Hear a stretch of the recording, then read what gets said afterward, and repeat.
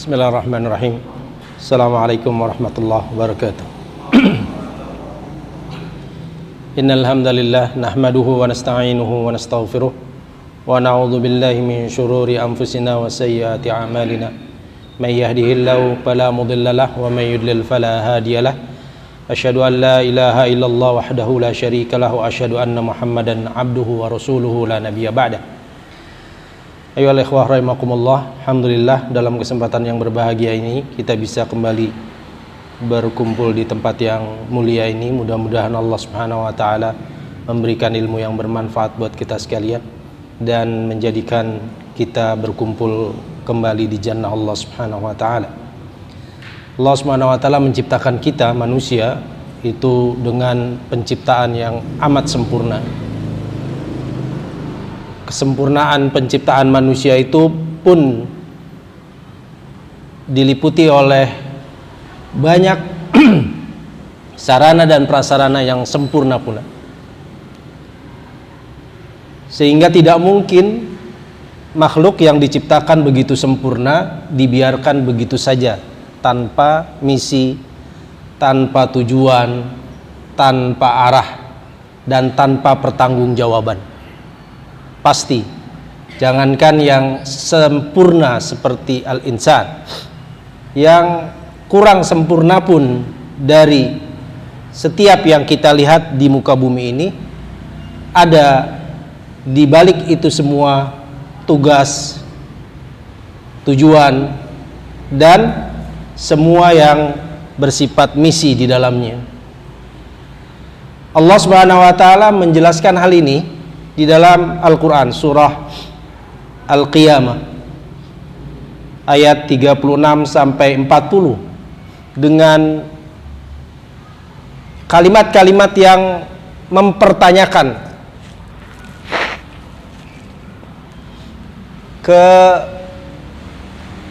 kelogisan apakah benar bahwa makhluk yang diciptakan begitu sempurna tidak memiliki tujuan, misi, dan pertanggungjawaban.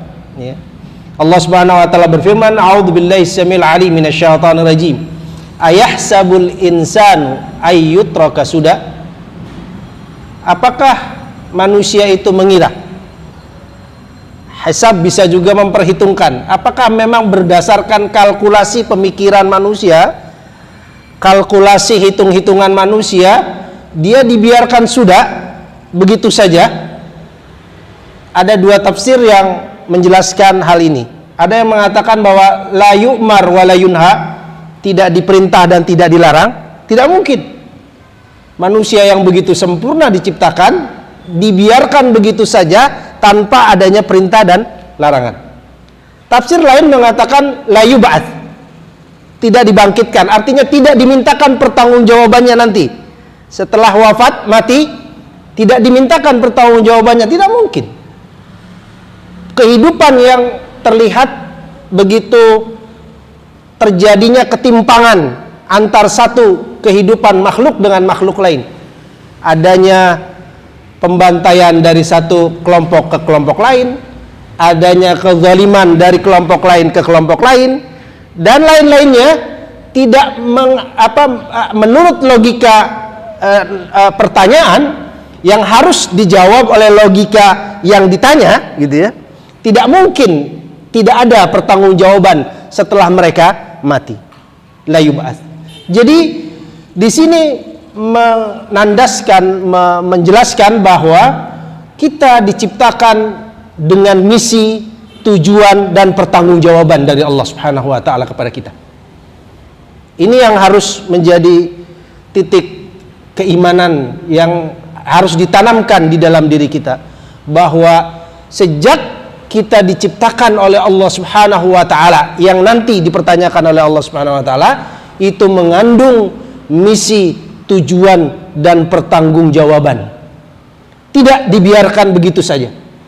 Seakan-akan hidup kita sendiri tanpa ada yang menilai, tanpa ada yang mempertanyakan, tanpa ada yang mengarahkan, tanpa ada yang meminta pertanggungjawaban. Tak mungkin, mustahil.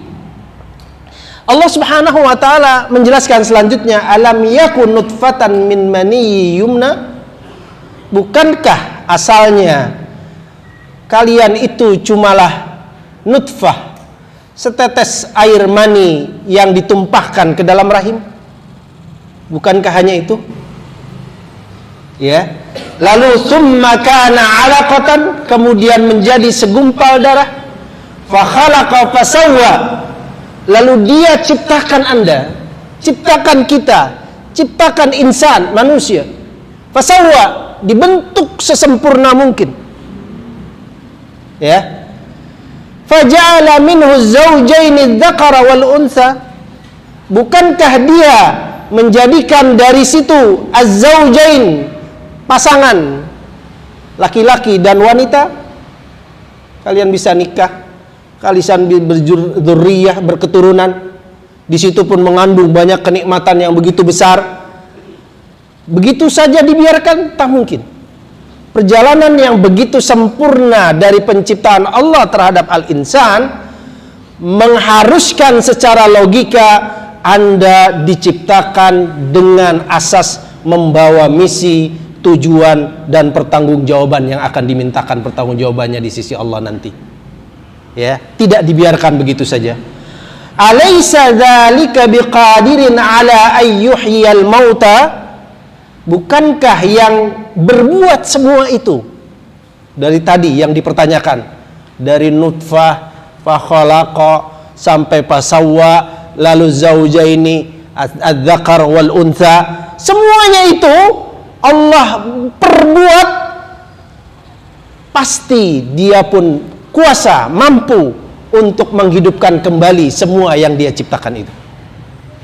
Ya, ini yang pertanyaan, bahwa tidak mungkin setelah kita mati jadi tulang belulang tidak dibangkitkan kembali untuk dimintakan pertanggungjawabannya di sisi Allah Subhanahu wa taala.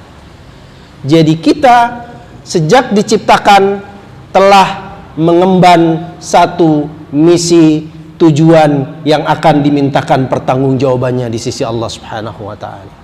Untuk itu Allah Subhanahu wa taala menuntun makhluknya yang disebut manusia dengan wahyu.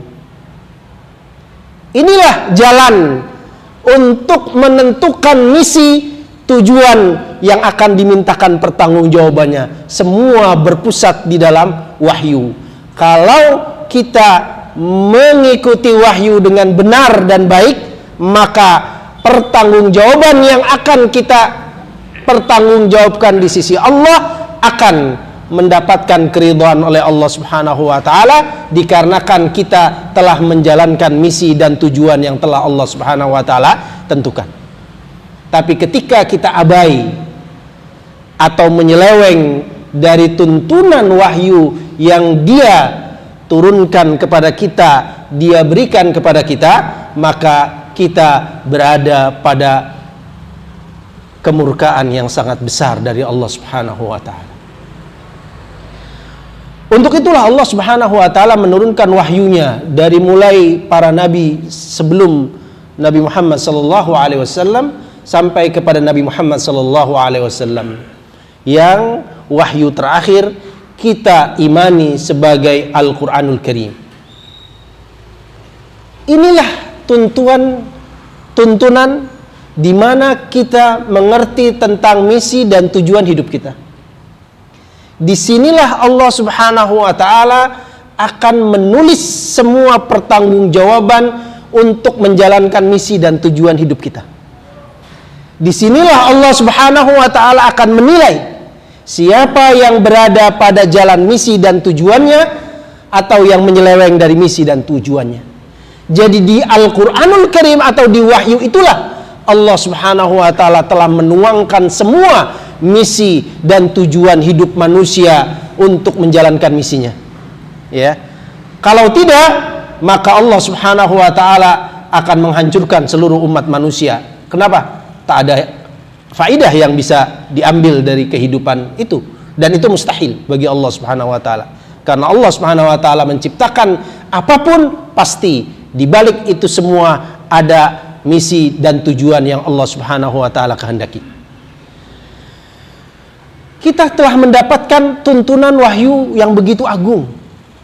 Walaupun ketika kita lahir sampai kita dewasa, kita tidak bisa merasakannya begitu mulia, begitu berharga, kalau kita tidak pernah berusaha mengerti dan mentadaburi apa yang menjadi wahyu dari Allah Subhanahu wa ta'ala. Kalau kita mau melihat di dalam Al-Quranul Karim yang menjadi wahyu, tuntunan, misi, dan tujuan kehidupan kita, Allah telah menyebutkan bahwa Al-Quranul Karim mengandung semua sisi kemuliaan kehidupan manusia. Disitulah inti kehidupan insan berada dalam kemuliaan atau tidak. Coba kita lihat misalnya sifat-sifat atau gambaran tentang wahyu itu, yaitu Al-Quranul Karim. Kalau kita mau melihat misalnya Al-Quranul Karim disebut sebagai ruham min amrina. Di dalam Al-Quran surah Asy-Syura ayat 52 sampai 53, Allah Subhanahu wa taala berfirman, a'udzubillahi samil alim minasyaitonir rajim, wa kadzalika auhayna ilaika ruham min amrina ma kunta tadri mal kitab wal iman walakin ja'alnahu nuran nahdi bihi man nasha'u min ibadina wa innaka latahdi ila siratim mustaqim siratillahi alladhi lahu ma fis samawati wa ma fil ardi ala ilallahi tasirul umur. Demikianlah kami wahyukan kepada engkau ya Rasulullah, ya Muhammad sallallahu alaihi wasallam, ruham min amrina, ruh dari perintah dan urusan kami. Ya, Allah Subhanahu wa taala telah menurunkan amrnya yang disebut dengan ruham, ruh. Kalau fisik kita tidak Allah tiupkan ruhnya, ruh fisik hissiyah, ya, maka fisik yang kita miliki tak sama sekali berguna bagi kehidupan kita. Hidungnya tidak berfungsi, matanya tidak berfungsi, telinganya tidak berfungsi, gerak hidupnya pun tak berfungsi, nggak ada semuanya. Maka makhluk insan itu disebut mayit, mati. Dan orang mati sudah tidak lagi berguna dalam kehidupan. Betul kan? Apa ada yang masih berguna? Ada. Di sebagian kehidupan kita masih ada orang mati yang berguna, didatangi dan lain sebagainya. Tapi secara asasi fisiknya mati, tak ada yang bisa berguna. Sampai ada yang mau nemenin pun nggak ada yang mau. Apa ada yang mau menemani di dalam kuburnya? Silahkan saja. Tapi secara asasi jelas sekali tidak ada yang berguna. Bagaimana kalau sang ruh hissi itu,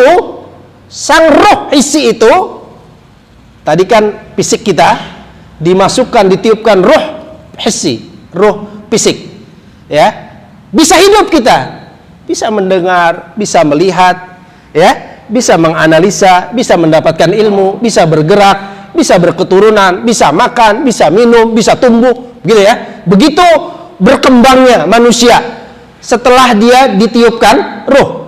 Ketika ruhnya hilang. Bagaimana sang ruh yang menghidupkan fisik itu mati pula? Tidak ada ruh yang menghidupkan sang ruh hissi itu. Fisiknya hidup, tetapi fungsi semua dari fisik itu telah mati. Tidak ada, ya. Fungsi melihatnya hilang, fungsi mendengarnya hilang, fungsi bergeraknya hilang. Hilang dari apa? Hilang dari misi dan tujuan yang telah Allah Subhanahu wa taala tentukan buat sang insan, sang manusia. Jadi ada dua jenis manusia yang didasarkan pada wahyu yang Allah tuntunkan kepada kita. Ada manusia yang hidup fisiknya saja, dan ada manusia yang hidup fisik dan rohnya. Ya, fisik dan rohnya. Tinggal pilih apa kriteria kedua manusia itu. Manusia yang hanya hidup fisiknya, dia hanya hidup tanpa membawa misi dan tujuan kehidupan. Makan, minum, berketurunan, main, bekerja, bas, selesai. Ya. Tidak ada misi dan tujuan yang dia sematkan di dalam dirinya. Kenapa? Karena ruhnya mati. Karena ruhnya mati, bukan fisiknya yang mati. Tetapi orang yang telah mendapatkan siraman air ruhani dari Al-Quranul Karim, maka dia bukan hanya fisiknya yang hidup, bahkan mungkin ada yang fisiknya setengah mati, tetapi ruhnya hidup, sehingga membuat fisiknya jauh lebih hebat daripada orang yang fisiknya hidup. Banyak sekali kita lihat kisah-kisah orang-orang saleh, orang-orang yang bertakwa, yang melebihi ruhaninya, melebihi dari fisiknya, fisik orang yang hidup sekalipun. Ya, kita lihat banyak orang yang walaupun fisiknya cacat dan lain sebagainya, tapi karena keimanannya yang begitu kuat, didasarkan pada wahyu yang dia serap dari Al-Quranul Karim, ya, dia pahami dari Al-Quranul Karim, hidup lebih besar daripada orang yang fisiknya sempurna. Itu yang bisa kita jelaskan, bahwa kita telah dituntunkan ruh buat diri kita, buat rohani kita agar hidup, gitu ya. Sehingga Allah Subhanahu wa taala menyebutkan walakin ja'alnahu nuran. Kami jadikan ruh itu nur. Dengan ruh itu Allah Subhanahu wa taala telah berikan nur, cahaya di dalam kehidupan kita. Yang dengan nur itu nahdi bihi man nasya. Kami beri hidayah. Jadi bisa berjalan di alam kehidupan, segelap apapun alam kehidupan yang dia lalui, dia akan mendapatkan cahaya yang begitu besar dari Allah Subhanahu wa taala, sehingga berjalan dengan jelas. Ibnul Qayyim al-Jauziyah rahimahullah menggambarkan yang sering kita ulang, bahwa sebesar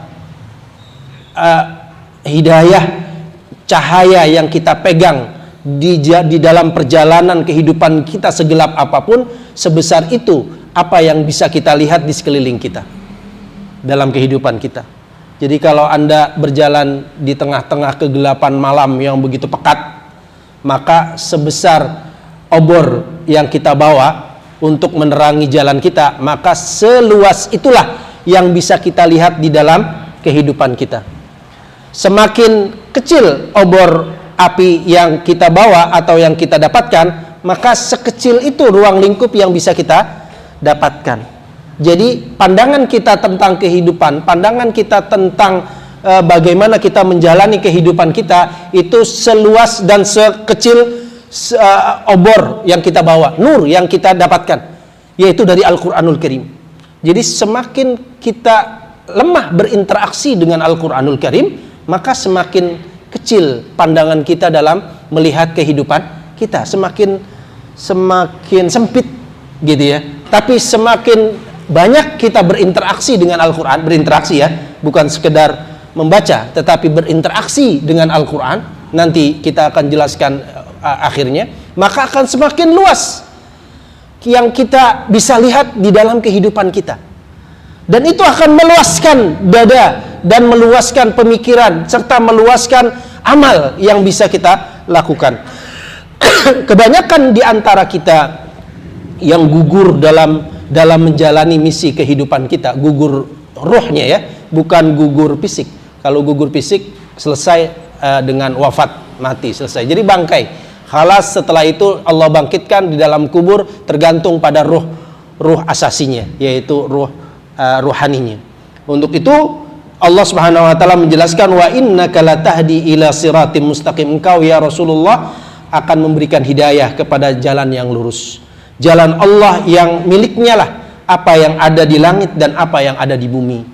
Kalau yang Allah berikan kepada kita berupa nikmat yang begitu besar, ya, sebagai khalifah dari mulai langit dan bumi, semua isinya untuk kita, diorbitkan untuk manusia, maka Allah Subhanahu wa taala mengatakan bahwa ini jalan pemilik dari semua anugerah yang kita nikmati. Akankah kita menerima semua anugerah yang begitu besar langit dan bumi, tetapi kita menolak jalannya? orang yang berakal sehat akan berpikir ini merupakan pembangkangan dan penzaliman yang sangat agung dan besar. Ya, kenapa? Karena ketika tidak ada satu hidup kita pun yang bukan miliknya, sekali lagi bahwa tidak ada satu bagian dari kehidupan kita sedikit pun yang bukan miliknya, ya, fisik kita, udara kita, makan kita, minum kita, tempat duduk kita, tidur kita, gerak kita, sampai semuanya itu miliknya. Tapi ketika dikasih jalan kita malah bukan jalannya, itu sebuah kezaliman yang tidak sampai bisa terpikir oleh yang namanya al-insan yang berpikir, ya, yang berakal. Untuk itu kita menjelaskan bahwa Al-Quran adalah roh. Jadi ketika kita membaca Al-Quran, ketika kita mentadabburi Al-Quran, maka kita akan mendapatkan roh dari rohani kita, ya. Rohani kita akan hidup dalam menjalani misi dan tujuan. Yang kedua, Al-Quran itu syifa. Walaupun terkadang ada cacat, walaupun terkadang kena penyakit, rohnya, ya, bukan fisiknya. Kalau fisiknya Allah turunkan obat-obatan yang banyak sekali, tetapi inti dari syifanya di sini adalah roh, walaupun terkandung di dalamnya pun obat fisik, ya, obat fisik. Karena syifa di sini umum. Allah Subhanahu wa taala berfirman, "A'udzubillahi samil alim minasyaitonir rajim. Wa nunazzilu minal Qur'an." Dan kami turunkan minal Qur'an, yaitu Al-Qur'an. Minnya di sini min lil jenis, bukan min lit tab'id, bukan sebagian. Bukan sebagian dari ayat Al-Qur'an itu syifa, bukan. Tetapi jenis. Al-Qur'an semuanya adalah syifa. Wa nunazzilu minal Qur'ani ma huwa syifaa'un wa rahmatun lil mu'minin. Dia adalah syifa, penyembuh. Terkadang rohani kita, terkadang fisik kita naik turun dalam kesehatannya, ya, sama begitu kehidupan kita. Terkadang kena penyakit, baik penyakit dari luar maupun penyakit dari dalam sendiri, ya. Penyakit jiwa yang paling utama di dalam kandungan wahyu Allah Subhanahu wa taala, dia karena menuntun ruh kehidupannya dalam misi dan tujuannya, maka Allah Subhanahu wa taala pun menurunkan Al-Qur'an sebagai penyembuhnya, ya, sebagai penyembuhnya. Ketika kita mentadabburi Al-Qur'an, ketika kita mempelajari Al-Qur'an, maka penyakit-penyakit yang muncul di dalam jiwa kita, yang tumbuh di dalam jiwa kita, dalam ruh kita, Allah sembuhkan dengan membaca Al-Quran dan mentadabburi Al-Quran, ya. Bahkan sampai kepada fisik, karena kita ingat sekali bahwa banyak penyakit fisik pun yang disebabkan oleh karena rohani kita yang rusak, rohani kita yang sakit, maka muncullah penyakit itu di dalam fisik kita, gitu ya. Maka Allah Subhanahu wa taala menurunkan Al-Quran syifaa'un wa rahmatun lil mu'minin, kasih sayang Allah Subhanahu wa taala kepada kaum mukminin.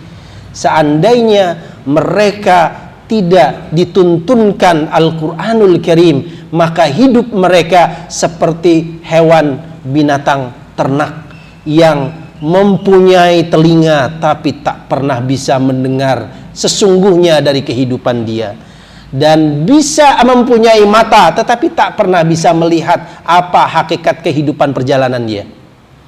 Begitu faktanya. Banyak sekali orang yang hidupnya hanya berkisar sekitar tadi, tabiat kehidupan manusia saja murni, fisiknya, ya, hidupnya tanah saja, semuanya menjadi tanah. Dari mulai makannya akhirnya turun tanah, terus minumnya turun tanah, apalagi bangunan yang dia bangun hancur tanah, pakaian yang lapuk akhirnya tanah, apalagi semua. Tapi harusnya semangat dan misi yang dia emban selalu berputar di sekitar itu. Ini menandakan bahwa ada penyakit yang sedang dia derita, ya, tapi dia tidak sadar karena interaksi terhadap Al-Quranul Karim melemah atau bahkan mati, tidak ada sama sekali, ya. Kita bisa merasakan pada diri kita sendiri. Jangankan sampai tadabbur, tidak membaca Al-Quranul Karim saja dalam satu hari, ada terasa sesuatu yang sangat berat di dalam jiwa kita. Ya, itu bisa terasa, dan bahkan mungkin banyak di antara kita yang terlihat di wajahnya. Ya, terlihat di wajahnya. Memang para ulama mengatakan bahwa al-amalus saleh itu bisa tergambar di dalam wajah seseorang, dan amalus sayyi, amal buruk pun bisa tergambar di dalam wajah seseorang. Jadi terkadang kalau kita sehari saja meninggalkan Al-Quran, ada sesuatu di wajah kita yang tergambar, gitu ya. Ini hal yang bisa dideteksi oleh orang-orang yang biasa berinteraksi, bertadabbur Al-Quranul Karim. Yang jauh atau jarak antara dia dengan Al-Quran itu sangat jauh, maka akan sangat sulit untuk bisa mendeteksi bahwa dia memiliki penyakit atau tidak penyakit di dalam dirinya, ya. Terutama penyakit-penyakit syubhat, penyakit-penyakit syukuk, keraguan terhadap Islam, ya. Sepanjang kehidupan kita selalu ada pertanyaan-pertanyaan. Bahkan syaitan selalu membuat gambaran-gambaran yang buruk terhadap semua kehidupan kita yang bersifat amal saleh. Setiap amal saleh pasti akan ada bisikan-bisikan yang membuat kita harus meninggalkannya. Tercegah kita dari amal-amal saleh tersebut, ya. Selanjutnya Allah Subhanahu wa taala menjelaskan bahwa Al-Qur'anul Karim itu adalah mau'izah, nasihat. Jadi gambaran kita ingin berbuat lurus baik dalam kehidupan kita. Ketika kita melemah dalam amal-amal saleh, ketika kita mulai berpikir tentang amal-amal buruk, ketika kita mulai berpikir tentang keburukan-keburukan yang orang lain iri kita kepada keburukan-keburukan yang orang lain lakukan, itu Allah Subhanahu wa taala menurunkan Al-Qur'anul Karim, mau'izah. Kenapa? Kalau kita baca dan kalau kita tadabburi, maka akan membuat kita semangat kepada amal-amal saleh dan akan kuat kita untuk berusaha meninggalkan amal-amal buruk, gitu ya. Tetapi ketika kita semakin kuat dorongan untuk berbuat amal buruk dan ketika melemah untuk berbuat amal saleh, pertanda hubungan kita dengan Al-Quran semakin jauh. Itu otomatis, gitu ya. Koreksi saja masing-masing diri kita. Allah Subhanahu wa taala berfirman dalam surah Yunus ayat 57, A'udzubillahi samil alim minasyaitonir rajim, ya ayuhan nas qad ja'atkum mau'izatun min rabbikum. Hai manusia, sungguh telah datang kepada kalian mau'izah. Mau'izah itu adalah nasihat-nasihat kebaikan dan ancaman-ancaman berbuat keburukan. Makanya ayatnya pun diawali dengan ya ayuhan nas. Siapapun akan bisa menerima, akan bisa menyerap, tidak hanya orang beriman, kalau dia diberikan mau'izah. Ya, mau'izah. Jadi ya ayuhan nas, hai manusia, qad ja'atkum mau'izatun min rabbikum. Sungguh telah datang kepada kalian nasihat dari Rabb kalian. Yang disebut mau'izah di sini adalah jazirun anil fawahish, yaitu yang mencegah kalian, yang membuat kalian ngeri dari melakukan hal-hal yang nista, buruk, keji. Ya. Jadi kalau kita tergambar mulai ada keinginan berbuat hal-hal yang melanggar ketentuan Allah Subhanahu wa taala, segeralah membaca Al-Qur'an dan mentadabburinya. Segeralah banyak-banyak kita berinteraksi dengan Al-Qur'an, ya. Karena Al-Qur'an adalah mau'izatun mir rabbikum wasyifa'un lima fis sudur wa hudaw wa rahmatun lil mu'minin. Penyembuh bagi apa yang ada di dalam dada. Penyakitkah, cacatkah, kekurangangkah, fis sudur kulluha syifa, ada di dalam Al-Qur'anul Karim. Hidayah, rahmah bagi kaum mukminin, ya. Inilah gambaran wahyu Al-Qur'anul Karim yang diturunkan kepada Rasulullah SAW dan dibawa misi ini kepada seluruh umatnya dari mulai beliau hidup sampai yaumil qiyamah. Al-Qur'anul Karim telah menjadi rahmat yang agung buat umat manusia, ya. Rahmat yang begitu mulia. Seandainya kita bisa meraih satu bagian saja dari rahmat itu, sungguh sangat bahagia sekali, ya. Sungguh sangat mulia sekali. Tetapi kalau kehilangan dari satu rahmat saja yang terkandung di dalam Al-Quran, maka sungguh merugi, Ya, mengapa demikian? Mari kita lihat. Semua apa yang Allah Subhanahu wa taala kandungkan di dalam wahyunya, yaitu Al-Qur'anul Karim yang merupakan kalamnya, ya. Itu tidak mungkin, ya, tadi kita katakan ruh, dia syifa, dia mau'izah, dia rahmah, ya. Semua itu tidak mungkin bisa kita serap dan kita raih kecuali dengan tadabbur. Afala yatadabbarunal Qur'an am ala qulubin aqfaluha.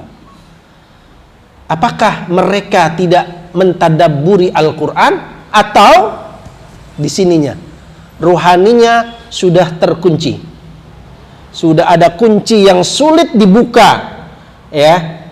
Ini bahayanya kalau kita tidak mentadabburi Al-Quran. Semua yang Allah Subhanahu wa ta'ala kandungkan di dalam Al-Quran yang merupakan inti dari kehidupan kita, tidak kita berusaha untuk berinteraksi dengannya, kerugian yang sangat besar. Karena tidak mungkin itu bisa diraih kalau kita tidak mentadabburinya. Nah, tadabbur itu sangat tinggi ininya, faidahnya sangat luar biasa kandungan manfaat yang dapat kita raih dengan tadabbur. Yang pertama, kalau kita mau mentadabburi Al-Quran, kita akan benar-benar mencapai satu tingkat ma'rifatullah kedua. Kalau sebagai seorang muslim saja mungkin sama kita antara orang fajir, orang saleh, orang siddiq, itu sama saja. Kalau tingkat pertama dari ma'rifatullah, apa itu tingkat pertama dari ma'rifatullah? Ma'rifatu iqrar. Cuma mengikrarkan bahwa ya Allah yang menciptakan saya, ya Allah yang menurunkan hujan, ya Allah yang, itu ma'rifatul iqrar, ya. Itu semua kita yang beriman ke situ. Kalau tidak ke situ, ya jatuh ke dalam kekafiran, betul ya. Kalau tidak mengikrarkan bahwa Allah yang menciptakan kita, Allah yang iblis pun mengakui bahwa fabi izzatika, ya, lima khalaqtu biyadayya, dan dia mengatakan bahwa Allah menciptakan, engkau menciptakan dia dari tanah dan engkau menciptakan aku. Itu semua diakui juga oleh iblis, ya, ma'rifatu ikrar. Tetapi ketika kita dengan tadabbur, kita akan meraih dan mendapatkan yang disebut dengan ma'rifatu hubbin wa ta'zimin wa ijlal. Tumbuh rasa cinta yang dalam, ya, cinta yang penuh pengagungan kepada Rabbul Alamin. Ini didapat hanya oleh orang-orang yang alimun, orang-orang yang alim, ya, karena interaksi dia terhadap Al-Quran dalam sekali dan sangat sangat berakar.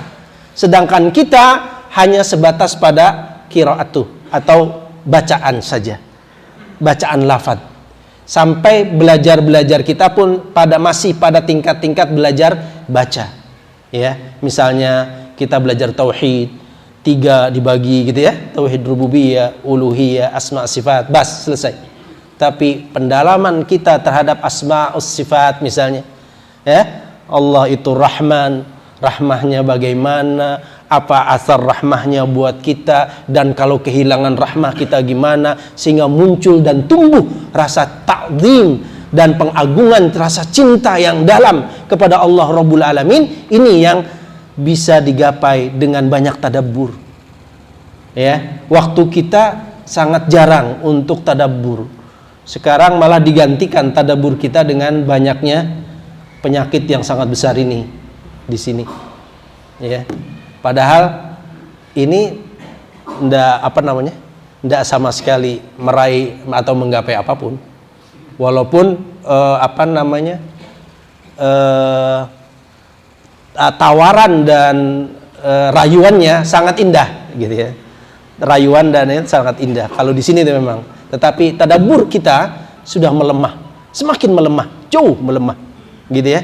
Sudah baca Al-Quran pun melemah, apalagi tadabbur. Ini yang pertama. Jadi mari coba untuk meluangkan waktu, walaupun sebenarnya waktunya banyak, tapi usaha untuk meluangkan waktu itu yang nggak ada, gitu ya. Hirs kita, semangat kita untuk masuk dalam itu. Makanya Habib Al-Hudzail ibnu Habib meriwayatkan dari Muqatil, ya, yang mengatakan bahwa man qara'al Qur'ana falam ya'lam ta'wilahu fahuwa fihi ummiyun. Siapa yang membaca Al-Qur'an, membaca lafadznya, falam ya'lam ta'wilahu, tapi tidak pernah tahu tentang tafsir kandungannya, fahuwa fihi ummiyun, maka orang itu tergolong ummi terhadap Al-Qur'an. Ummi. Walaupun hariannya interaksi dengan membacanya tinggi, tapi tetap ummi. Yang perlu disedihi pula, yang seharusnya pula ditangisi oleh orang-orang yang mengerti. Kalau dia tidak mempunyai waktu untuk tadabbur, harusnya kita banyak menangis. Kenapa? Kita tidak mendapatkan rahmat Allah di hari itu, di waktu itu.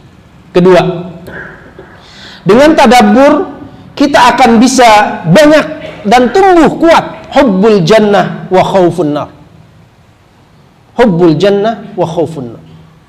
Cinta surga dan takut pada api neraka. Cobalah kita 1 hari, 2 hari, 3 hari kita jarang membaca sifat-sifat atau gambaran-gambaran jannah dan gambaran-gambaran nar. Maka jangankan tumbuh rasa cinta atau perhatian, sampai rasa ingat surga pun banyak yang lupa, ya. Itu otomatis. Bagaimana kalau tadabbur itu sepanjang tahun kita tinggalkan, ya. Di dalam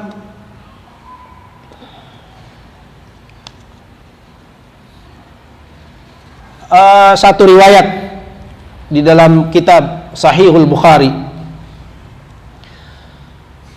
Yusuf bin Mahik meriwayatkan bahwa dia pernah berada dengan dekat dengan Aisyah Ummul Mukminin radhiyallahu anha ketika datang seorang dari bangsa Irak. Orang itu mengatakan, ayyul kafani khair, kapan apa yang baik? Qalat waihak wa ma yadurruk, celaka dirimu, apa yang membahayakanmu? Faqala ya ummal mu'minin arini mushafak, tunjukkan kepadaku mushafmu. Qalat lima, untuk apa? Faqala la'alli u'alliful qur'ana alaih fa innahu yuqra'u ghairu mu'allaf. Terakhir yang saya ingin sampaikan adalah bahwa Ummul Mukminin mengatakan bahwa ada satu kondisi di mana Al-Qur'anul Karim diturunkan kepada para sahabat ridwanullahu alaihim ajma'in. Orang tadi hanya memperhatikan masalah susunan Al-Qur'anul Karim, tartibnya. Mana yang turun duluan, mana yang turun akhir, mana yang harus dibaca duluan, mana yang harus dibaca di akhir. Jadi dengan membaca dengan mushaf itu akan bacanya dengan tertib. Tapi Ummul Mukminin memberikan penerangan yang sangat dalam kepada sang orang Irak ini. Apa keterangan beliau?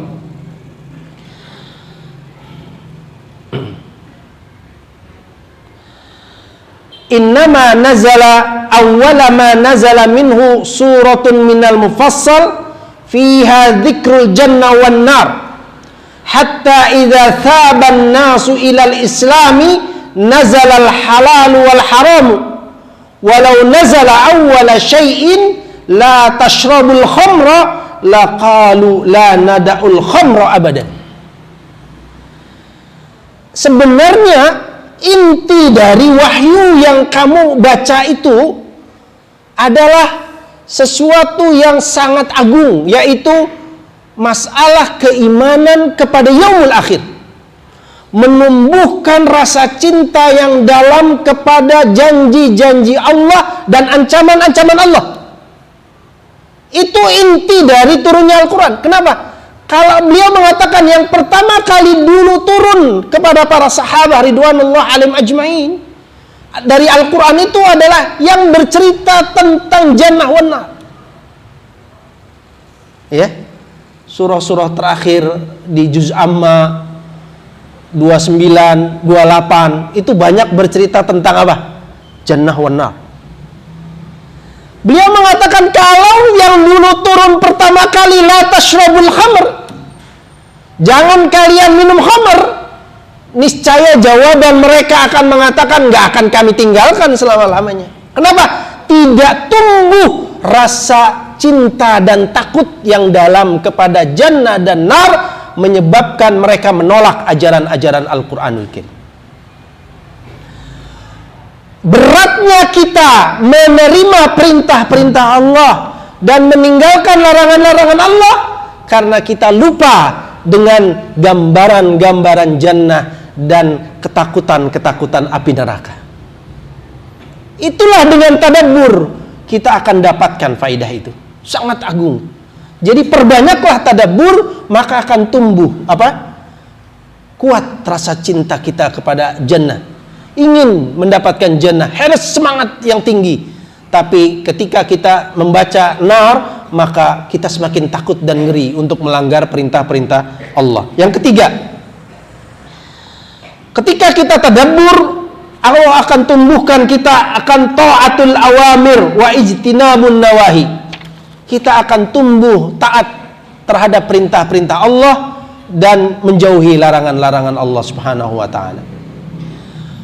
Waktu Ibnu Mas'ud radhiyallahu anhuma mengadakan pengajian tafsir beliau, salah satu ulama-ulama tafsir yang terkenal di masa sahabah yang mengajarkan ilmu tafsir, ada dua madrasah, madrasah Ibnu Abbas dan madrasah Ibnu Mas'ud radhiyallahu anhuma. Kalau madrasah hadis dan fikih ada yang lain, Ibnu Umar, ada Abu Hurairah dan lain sebagainya. Tapi madrasah tafsir, dua ulama besar yang terkenal di kalangan sahabat, yaitu Ibnu Abbas radhiyallahu anhuma dan Ibnu Mas'ud radhiyallahu anhuma. Seorang muridnya datang kepada beliau dan mengatakan, "Ahid ilayya." Buatlah perjanjian untukku ya Abu Abdurrahman. Faqala, maka dia mengatakan, "Idza sami'ta Allah yaqul." Apabila engkau mendengar Allah Subhanahu wa taala berfirman, "Ya ayyuhalladzina amanu," hai orang-orang yang beriman, "far'iha sam'ak." Perhatikan dengan telingamu. Perhatikan dengan sangat seksama telingamu. Jangan abai. Jangan pikiranmu kemana-mana. Jangan telingamu kemana-mana. Kenapa? Fa innahu khairun ya'muruhu. Karena pasti ada kebaikan yang dia perintahkan. Au syarrun yanha anhu. Atau ada keburukan yang dia larang. Jadi ketika kita semakin mentadabburi, maka semakin banyak upaya kuat kita untuk mentaati perintah-perintah Allah dan menjauhi larangan-larangannya. Kenapa? Karena orang yang mentadabburi Al-Quran semakin sadar bahwa setiap kali dia membaca Al-Quran pasti ada kebaikan yang Allah perintahkan atau keburukan yang Allah Subhanahu wa taala larang. Yang keempat, ya. Dengan tadabbur kita akan mendapatkan qanut tamasul. Qanun at-tamasul. Undang-undang persamaan. Kesamaan kita semua manusia dengan apa-apa yang Allah gambarkan di dalam Al-Quran. Ketika Allah menggambarkan orang-orang kafir, kalau kita berbuat yang sama seperti perilaku orang kafir walaupun lisan kita syahadatain, maka hukumnya akan sama dengan mereka. Kenapa? Tamasul. Allah menggambarkan itu untuk permisalan. Jangan sampai kalian, hai orang-orang yang beriman, sama seperti orang-orang kafir. Begitu juga ketika Allah Subhanahu wa taala menggambarkan orang-orang munafik, maka ketika sifat-sifat dan karakter atau amal kita sama dengan orang-orang munafik, maka hukumnya akan sama dengan orang-orang munafik. Ya, itulah tamasul kita. Tak ada yang beda di mata Allah Subhanahu wa taala. Walaupun kalian secara lisan mengucapkan syahadatain, sama orang munafik pun mengatakan syahadatain, tetapi syahadatain mereka sampai di sini karena rasa takut, rasa ngeri, rasa kehilangan jabatan, rasa kehilangan harta, banyak sekali. Tetapi yang membuktikan adalah kesamaan dalam karakter dan amal yang mereka lakukan. Begitu juga ketika Allah menggambarkan orang-orang mukminun, orang-orang siddiqun, orang-orang salihun, orang-orang muttaqun. Semua itu pun untuk menggambarkan kalau kalian sama karakternya dan amalnya dengan mereka, maka kalian pun sama dihukum seperti mereka. Yang kelima, yang terakhir, bahwa kalian yang mentadaburi Al-Quran telah mengemban pertanggungjawaban yang Al-Quran embankan kepada kalian.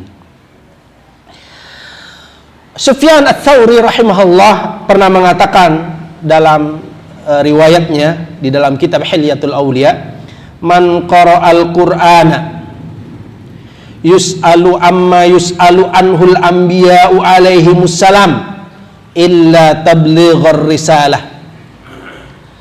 Semua yang membaca Al-Quran, yang membaca, disebutkannya yang membaca. Artinya, kalau hanya membaca Al-Quran, ada yang kurang. Apa yang kurang? Di sini dikatakan, setiap orang yang membaca lafaz-lafaz Al-Quran, dia akan dipertanyakan oleh Allah Subhanahu wa Ta'ala, dimintakan pertanggungjawabannya oleh Allah Subhanahu wa Ta'ala, sebagaimana dimintakan pertanggungjawabannya para nabi. Ya, para nabi yang menerima wahyu dipertanyakan oleh Allah, akan dipertanyakan pula kepada yang membaca Al-Quran. Cuma bedanya hanya satu yang tidak dipertanyakan kepada mereka. Apa itu? Tablighur risalah. Kamu menyampaikan atau tidak? Ya, semua kemampuan orang berbeda-beda.